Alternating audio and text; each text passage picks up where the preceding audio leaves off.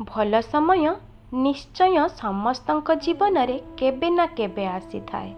बास धैर्यर सह परिस्थिति को सामना करंतु। जीवन रे संपर्क केबे भी सरेनी।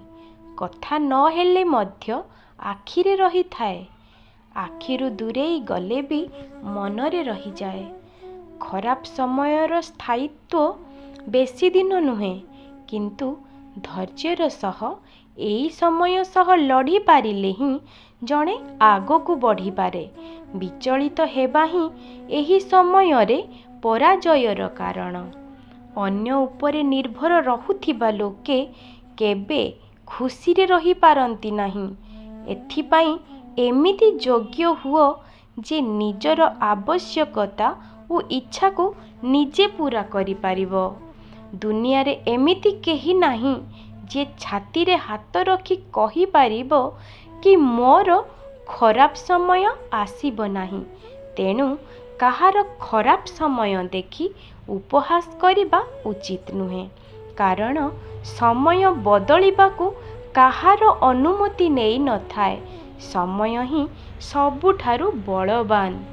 ए जीवन बहुत छोट, तेणु सेही मनीष सहित अधिक समय बितेइबा पाई प्रयास करंतु, जिए कि तुमको सबु बेले खुशी और भल पाइबा देबाकू चाही थाए।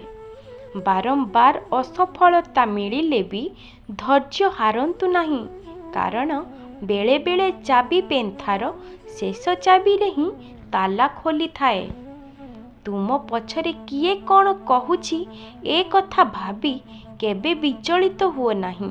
जदि तुमे सत रास्ता रे अछ, तेबे दुनिया रे कौनसी शक्ति तुमर क्षति करि पारे नाही।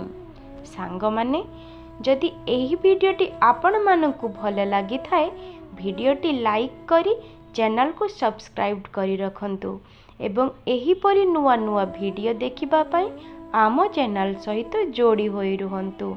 पुनर्बार देखा हेबो एक नूतन वीडियो माध्यम रे। से पर्यंत विदाय दियंतु। नमस्कार।